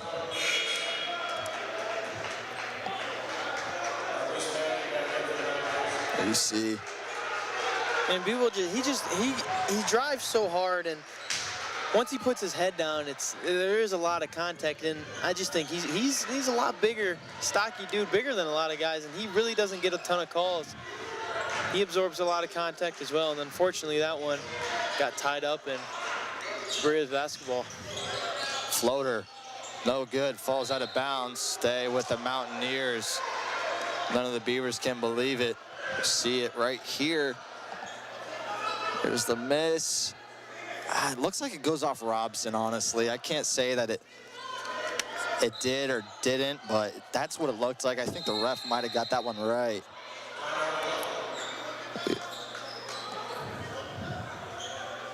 Yeah, Coach Clark is not happy. I think from his angle, it probably did look like it went off of somebody else. We'll get another slow-mo replay here. Or maybe even arguing an over-the-back foul. I don't know. They're both going for it. It's just so, there's no way that you can overturn that, even if they could look at it, but yeah. he'll take the timeout anyway to try to talk things over. It's not a bad timeout here with 2.5 minutes left, and you want to talk strategy for your end game here. These two teams are so evenly matched. Won a first game, too, that went into overtime. I wouldn't be surprised if it comes down to the wire here and maybe even end up with some free basketball. You got two teams that just really aren't going to give up and not showing any signs of quitting here in the bottom half of this second half of this game here. Here's Mentor. He's the trigger man. Gets it inside to Bryce Riley. Trying to go up on Cam Rogers. He does. Off the rim and in. 2-point lead now. Robson working fast, drives in. Now he'll give it to Snelling. Snelling didn't want to shoot it. Probably did, but decides not to. There's Rogers on the wing instead. To back up for Snelling. Snelling hit the game winner. Last time these two teams played, he might have a chance to do it again here. Layfield spinning, turnaround, got it. Tough bucket from Will Layfield. Smooth like butter. Little turnaround, Jay. Yeah, I remember growing up seeing a black mamba do that quite a bit. All right, B2. One of the greatest, Kobe Bryant, Trey Minter off the mark. Yeah, not even close for Minter. That was Bryant Kobe-esque, wasn't it? Very, very. Will Layfield said, yeah, let me get in my mama bag real quick here. Robson will just hand it off to Snelling. 1:20 remains. Down low to Robson now. Take it to the basket, cutting inside. Not much there. Go up with the left hand on the rim and in. Bluffton takes the lead. Minute 10 remaining. That's just a grown man finish by Nevin Robson. He was determined right there. Backed him down. He was going up that whole time. Everybody knew it. Good patience, too. That right there is when you would like some of your help side defenders to come down and crash, try to make sure that he doesn't get a clean shot up. He got up. Once you're right near the rim like that, he almost got himself stuck there on the baseline, and then, I mean, that's just a man amongst boys right there for Nevin. Great patience as well, because it looked like immediately there was nothing there, and he just didn't give up his dribble, didn't pick it up, and there's no help side coming, so he'll just take the easy 2 points, give Bluffton the lead. They try to hang on with 1 minute and 3 seconds left. Both teams in the bonus now. And what has been a very entertaining afternoon of basketball starting to wind down here at Copeland Court. It's the starters out there for Coach Clark. Yeah, those are in attendance here at the Sommer Center. We're rewarded with two very competitive basketball games tonight. Yeah, both teams very evenly matched in both games. Just kind of leaving you on the edge of your seat the entire time. Bluffton and Berea, I don't know if they have extremely similar play styles, but it's enough to make me, they both want to play fast. Gonna get Cam Rogers called for the foul, so be 1-and-1 for Trey Minter, not the guy you want to foul. No, and that's, I don't know, maybe a little out of position, but no hands, so it's more just bumping the body. Bumping the body to Rogers and Minter. When you're the leading scorer in the league, you have to be able to draw fouls. It's part of the deal. Minter does so there and has a chance to tie this thing up. First free throw attempt rolls off the rim and in. 1 point lead now for the Beavers. Minter trying to tie this thing up. Under a minute now, 59.2 on the clock. Minter's second attempt, nothing but net. Here come the Beavers. Here's Berea in a little bit of a press. Nothing crazy. Get it inside to Rogers, and now Layfield will slow it down. Chance for a potential 2-for-1 here if you're the Beavers. Get 2 possessions out of this with the shot clock. He'll take the screen from Robson, looks to dump it down, but he won't. Here's Williams handing off to Rogers. 8 on the shot clock now. Rogers gets it to Robson. He'll step into a 3. Rims out. Williams there for the board. He goes up and gets fouled.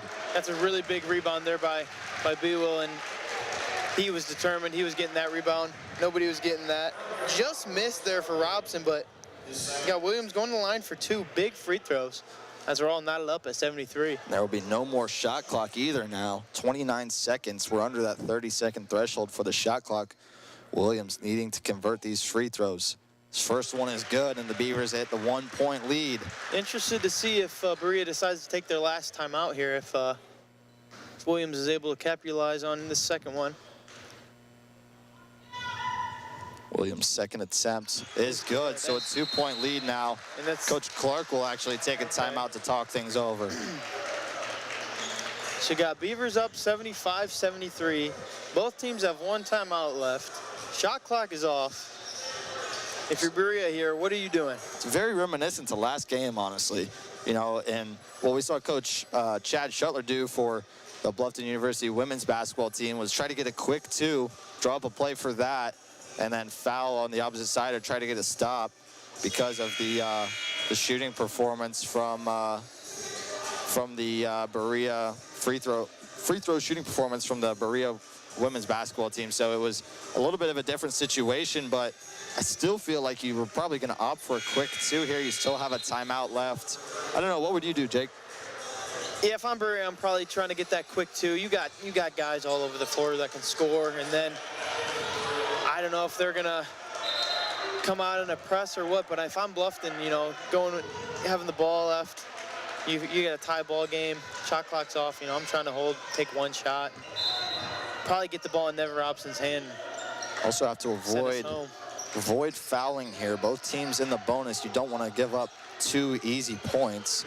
And Minter, no surprise, he'll be the man with the ball. He's calling for a screen, and he'll take it. Now up top, 3-pointer straight away. Rims out. Robson's there for the board, and he'll get fouled and have a chance to go to the line to try to seal this thing up. So they elected for the 3. That was a good shot. He was open. I think that was probably the second option of that play. You wanted Minter probably to penetrate, and he found his open man. Andrew Jones was hitting those 3s earlier. In this one, he was 3 for 7 before that attempt. Was that Jarrell Montgomery, who was 3 for 5 on 3-point attempts. So you had a couple guys who have been making them so far in this one. Get into the hands of one of them. He's just not able to make it. Robson's first is good, and that's a big first of the 1-and-1 for Robson, who hasn't been great from the free throw line today, but in the clutch, he makes the first end of the 1-and-1. This one could be big right here. Silence over Copeland Court as Robson's second goes in. With a ice 4-point lead now. In his veins. Minter ahead. Bryce will let it fly from 3. It's no good. Robson gets the board, and he'll dribble this thing out. Snelling lobs it to Layfield. Unable to slam it home for the win, but that is a confident basketball team who was having fun, and they were able to really squeak one out with a good, overall a good defensive performance, offensive performance. Guys that were just looking like they were themselves, you know, finally kind of found an identity. So Bluffton will get the sweep over Berea this season, 77-73. They get the victory. Nevin Robson clutching this one, 21 points, 8 for 14 from the field, and a pair of free throws there at the end to ice the game. Cam Rogers added 18, and Brendan Williams followed him up with 13. Ian Snelling had 9, 6, and 6, kind of doing it all for the Beavers as they pick up a much-needed win to end their 3-game conference skid and get to 3 and 6 in the conference. Yeah, that's a really gutsy performance. 2 teams with the same record, coming off of a really tough loss at a team who hadn't won a conference game, well, even won a game on the season. This was a gutsy performance, and I think if you're Coach Clark, you're really happy with how your kids performed today.